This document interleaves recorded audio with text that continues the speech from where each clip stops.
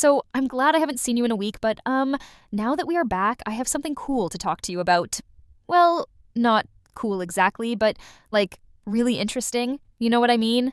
Oh, absolutely. I've been diving deep into this case and I'm actually kind of blown away by what I found. It's perfect for behind closed doors. So, what is this mysterious case that you've been researching? I'm dying to know. It's the death of Kendrick Johnson. This was back in 2013, and it's honestly one of the most contested death investigations I've come across. This high school student was found like literally rolled up inside a gym mat at his school in Georgia. Wait, what? Inside a gym mat? How does that even happen? Right? It's absolutely bizarre. So this 17-year-old student was found headfirst in this vertical rolled up wrestling mat in his high school gymnasium. And that's where things get really, really complicated because the official investigation ruled it as an accident, saying he suffocated after getting stuck. But his family totally rejected that explanation. I mean, that does sound really hard to believe. Like, how does someone accidentally end up in a gym mat? That's the thing that's kept this case going for years. The family had a second autopsy done that completely contradicted the first one. The official one said positional asphyxia, basically he got stuck and couldn't breathe. But the second one claimed it was blunt force trauma, which would suggest, foul play. So we're looking at either a tragic accident or potentially murder? Exactly. And this case has everything. Missing evidence, conspiracy theories, lawsuits going back and forth. It's been almost a decade of fighting over what really happened to this teenager. So what exactly happened when they found him? Like, was it just a normal school day or? Yeah, so it was January 11th, 2013, just a regular Friday at Lowndes High School in Valdosta, Georgia. Some students were, messing around in the gym and they climbed up on this cluster of wrestling mats. These things were huge, like nearly 6 feet tall and about 3 feet wide, and they were stored vertically, standing upright. And that's when they made this horrific discovery. Oh my God, what did they actually see? They saw Kendrick's body like wedged down inside one of these rolled up mats. He was stuck head first in the center of the mat. And the authorities initially thought, this has to be some kind of weird accident. The Georgia Bureau of Investigation did an autopsy and determined he died from what they call positional asphyxia. What does that even mean, positional asphyxia? It's basically when your body position prevents you from breathing properly. So the theory was that Kendrick was reaching down into this vertical mat to get a shoe, because apparently some students would store their shoes there, and he got stuck upside down, couldn't breathe, and suffocated. Wait, so students would put their shoes inside these rolled up mats? That's kind of strange, isn't it? It does sound weird, but investigators actually found that it was pretty common at the school. 3 students told investigators that some kids would store shoes behind or under these mats. And there was actually one student who said he shared a pair of Adidas shoes with Kendrick, and that after gym class, Kendrick would always go to the mats, jump up, and toss the shoes inside the middle of the hole. And was Kendrick wearing shoes when they found him? No, he wasn't, which kind of supports their theory. The lead investigator, Latine Stride Jones from the Lowndes County Sheriff's Office, he maintained that they never had credible information that indicated this was anything other than an accident. So they just closed the case? Just like that? Yeah, they ruled it an accidental death. But Kendrick's family was not buying it at all. They were like, how does someone accidentally fall into a mat and not be able to get out? It just didn't make sense to them. So they hired their own pathologist to conduct a second independent autopsy. And I'm guessing this second autopsy found something different? Completely different. This pathologist, William Anderson, he examined the body in June 2013 and claimed he found evidence of blunt force trauma to the right side of Kendrick's neck and soft tissues, basically suggesting that Kendrick was hit or struck, not that he accidentally suffocated. Wait. I'm confused. So the first autopsy says he, suffocated accidentally, but the second one says he was hit? Like, those are completely different conclusions. Yeah, exactly. It's wild, right? So the family hired this independent pathologist, William Anderson from Forensic Dimensions in Florida, and he came to a totally different conclusion than the Georgia Bureau of Investigation. And, this completely changed everything about the case. So what did the family do once they got these new results? Well, once they had this second opinion, they were convinced that Kendrick had been murdered. And they didn't waste any time making that known. They actually retained Benjamin Crump as their attorney, the same civil rights attorney who's represented so many high-profile cases. Oh, I definitely know who he is. That means they were really serious about pursuing this. Absolutely. They were dead serious. And it actually got the attention of federal authorities because, by October 2013, the U.S. Attorney for the Middle District of Georgia, Michael Moore, announced he was opening a formal review into Kendrick's death. And this was huge because, it meant that someone else besides the local authorities would be looking into what happened. Did the family take any other actions? I mean, if my child died and I thought someone killed them, I'd be doing, everything possible. Oh, they definitely did. They filed for something called a coroner's inquest, which is basically a formal inquiry into the cause of death. And when the judge delayed making a decision on that, they went straight to the governor of Georgia and demanded that he authorize the inquiry immediately. They even held this big rally at the Georgia state capitol with the NAACP and other civil rights activists. And did the governor step in? No, he basically said they would wait for the federal investigation results before doing anything. But, the momentum was building. Behind closed doors, this is where things start getting really complicated because the family also filed a wrongful death lawsuit against the Lowndes County Board of Education, the superintendent, and the principal of the high school. What were they claiming in the lawsuit? They alleged that Kendrick had been violently assaulted and suffered great physical pain and mental anguish. They also suggested there might be a racial component to what happened, claiming the school had ignored reports that Kendrick had been repeatedly harassed by a white student before his death. It was becoming this much bigger story about potential cover-ups and racial tensions, not just about how this teenager died. So basically, we've got two completely different stories about what happened to this poor kid. Either he accidentally fell into a mat and couldn't get out, or someone attacked him and then someone covered it up. Exactly. And those two narratives couldn't be more different, right? Which one you believed kind of depended on, whether you trusted the official investigation or if you thought there was something more sinister going on. And this is something we see in so many controversial cases like this. Two completely different interpretations of the same evidence. So, what else did the family discover during this whole process? Because from what you're telling me, they kept digging and finding more, concerning things, right? Oh my God, yes. So, one of the most shocking discoveries, and I mean truly shocking, was what they found when they had the second autopsy done. The independent pathologist discovered that Kendrick's body had actually been stuffed with newspaper after the initial autopsy. Wait, what? Did you just say newspaper? Like actual newspaper? Yeah, literally newspapers. After the FBI had done their autopsy and the body was sent to the funeral home, someone had stuffed the body with newspapers instead of, putting the organs back or using proper materials. And this was discovered when the family had the body exhumed for the second autopsy, and it added this whole new layer of suspicion for the family. That seems really unusual. Is that even legal? Or normal? Well, that's the thing. The funeral home that handled Kendrick's body after the first autopsy claimed they never actually received his internal organs from the coroner. They said the organs had been destroyed through natural process and were discarded by the prosector before the body was sent back to Valdosta. So the funeral home said they needed to fill the cavity with something, and they used newspaper. So they just grabbed the local paper and stuffed it in? That feels so disrespectful. Right? The funeral home owner did try to defend the practice, saying it's actually standard to fill a void somehow and that sometimes they use cotton or sawdust instead. But obviously, the Johnson family was horrified. They filed a complaint against the funeral home with the regulatory body right away. Did anything come of that complaint?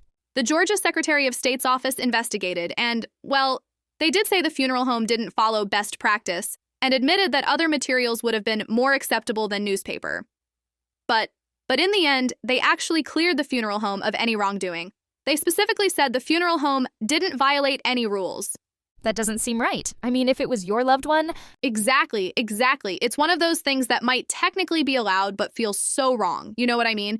And for the Johnsons, who were already suspicious about what happened to their son, this just reinforced their belief that people weren't treating the case, or Kendrick's body, with the respect and care they deserved. Did the family pursue any action against the funeral home specifically? Yeah, they did.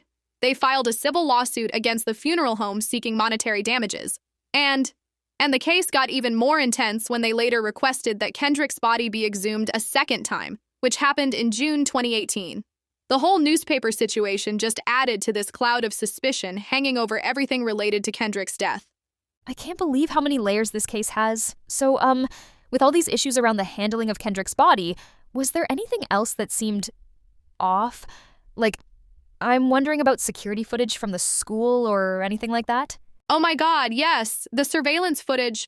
That's like another huge controversy in this whole case. So in November 2013, after a court request, CNN actually got access to about 290 hours of surveillance footage from the school from like 35 different cameras that covered the gym area where Kendrick was found. And I'm guessing they found something? They absolutely did. They had a forensic analyst look at all the footage and they discovered that tapes from 2 cameras were missing an hour and 5 minutes of footage. And then another set was missing 2 hours and 10 minutes. Like, these weren't small gaps, you know what I mean? And these gaps were specifically around the time period relevant to Kendrick's death. That seems really suspicious. Were there any explanations for these gaps? Well, that's where it gets complicated.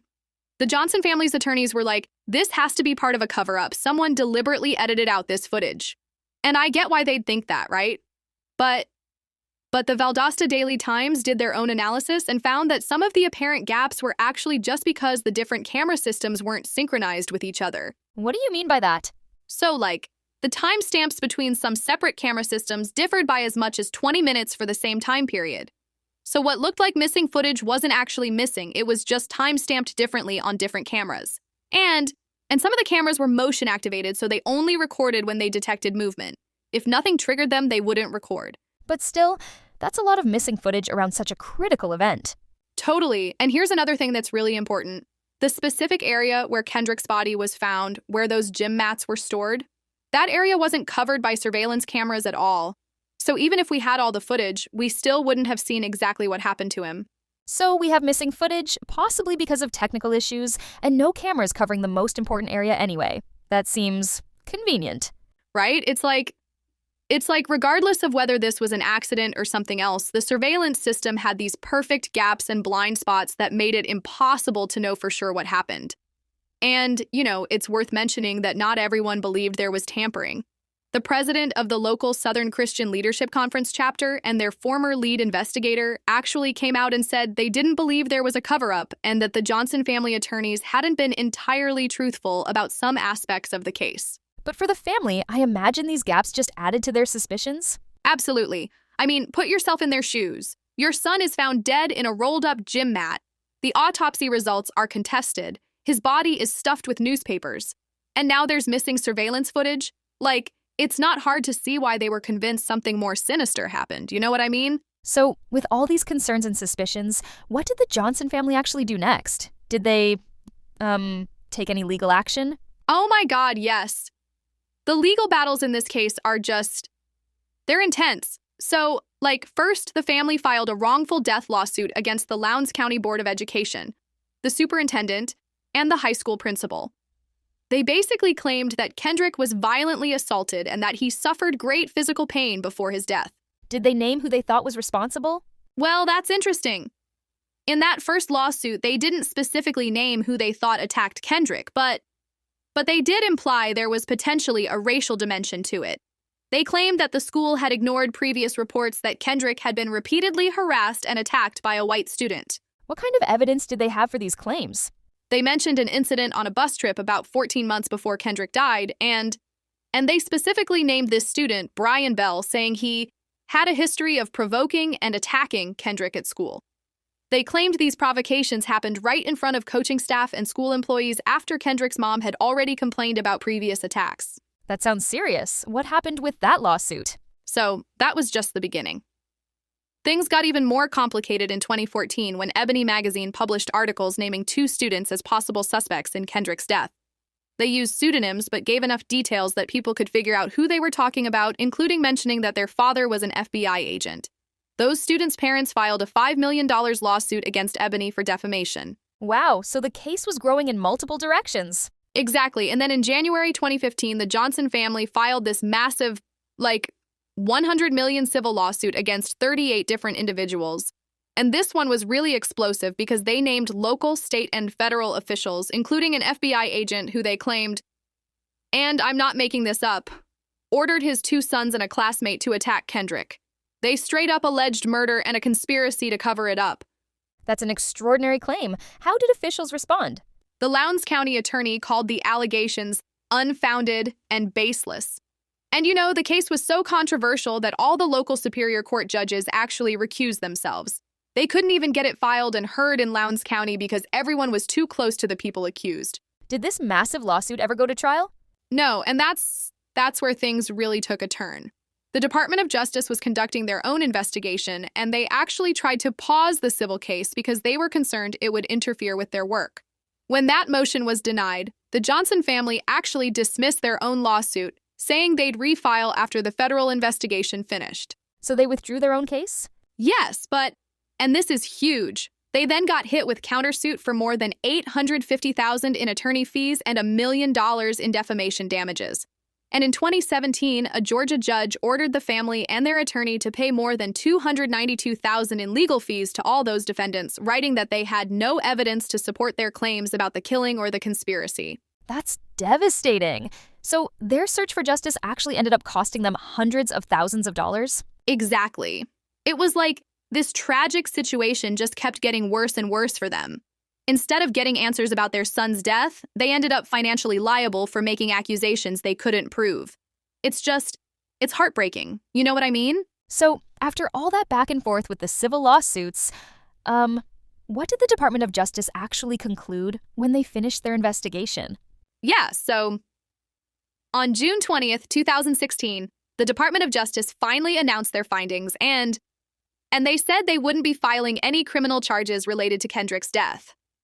They basically stated that, after extensive investigation into this tragic event, federal investigators determined that there is insufficient evidence to prove beyond a reasonable doubt that someone or some group of people willfully violated Kendrick Johnson's civil rights or committed any other prosecutable federal crime. So after years of investigation, they couldn't find evidence of murder?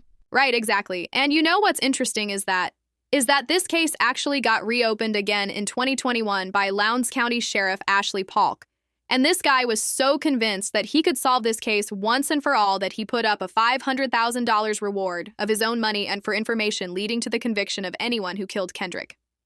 His own money? That's a serious commitment. It really was. And he and 2 other investigators, they poured through all the evidence for 13 months before coming to their conclusions. Then in January 2022, they closed the investigation again with no charges filed. Polk released this finding saying there was no homicide, no cover-up, no conspiracy in Kendrick's death. He called it simply a tragic and bizarre accident. Did he address any of the concerns about the original investigation? That's the thing. He specifically stated that he would not be claiming there was anything wrong with the original investigation or that their conclusion of accidental death was wrong. He was pretty firm that he does not consider the case to be a homicide. And he also directly stated that those 2 brothers who were named in previous legal actions by the Johnsons are not suspects. So, after all these years and multiple investigations, the official conclusion remains that this was just a terrible accident? Yeah, that's where it stands officially. Though behind closed doors, there are still people who believe there's more to the story. But from a legal and investigative standpoint, multiple agencies have reached the same conclusion, that Kendrick's death, as strange and tragic as it was an accident. It's really impossible to talk about this case without addressing the lasting impact it's had, especially within the community. What do you think makes this case continue to generate so much interest, even after all these investigations? I think, part of it is just the really unusual circumstances, right? Finding a teenager's body in a rolled-up gym mat is just so bizarre on its face. But beyond that, there's this huge divide between people who accept the accident theory and those who, are absolutely convinced there was foul play involved. And there were racial implications raised throughout this case too, weren't there? Oh, absolutely. I mean, this happened in Georgia, and the racial context can't be ignored. Kendrick was black, and some of the people his family suspected were white, including those 2 brothers who were the sons of an FBI agent. And, historically, there's been this distrust of law enforcement and the justice system among many Black communities because of past injustices. So when the official investigation ruled it an accident, a lot of people were like, wait, is this another example of the system failing a young Black man? Do you think that's why the case has stayed in the public consciousness for so long? Definitely part of it. But I also think it's because Because there are still these lingering questions that keep people wondering. Like, if it was just an accident, why were there those conflicting autopsy results? What about the missing surveillance footage? And why was his body stuffed with newspaper? These details just don't seem to fit neatly into either narrative, and that's what keeps people invested in the case. What questions do you think still remain unanswered at this point? Well, I mean, even if we accept the official conclusion, there's still the question of how exactly he got into that position in the mat. Like, the shoe theory makes some sense, but it's still hard to imagine how someone could get so stuck that they couldn't call for help or free themselves. And then there's the question of who, if anyone, might have benefited from covering up what happened if it wasn't an accident. Do you think we'll ever know the complete truth? Honestly, I don't know. Cases like this that become so polarized, they almost take on a life of their own. The Kendrick Johnson case has become one of those mysteries where people have such strong opinions that it's hard to separate fact from speculation. And unless some dramatic new evidence emerges, I think we're left with this really sad story that serves as a reminder of how fragile life can be and how complex the pursuit of truth and justice can become. Well, thank you for walking us through this tragic case today on Behind Closed Doors. It's certainly given us a lot to think about. Yeah, and regardless of what exactly happened, a family lost their son, their brother, in such a devastating way. And that's the real tragedy that shouldn't be forgotten amid all the controversy. Absolutely. We'll be back next week with another case that will take you behind closed doors. Until then, take care, everyone.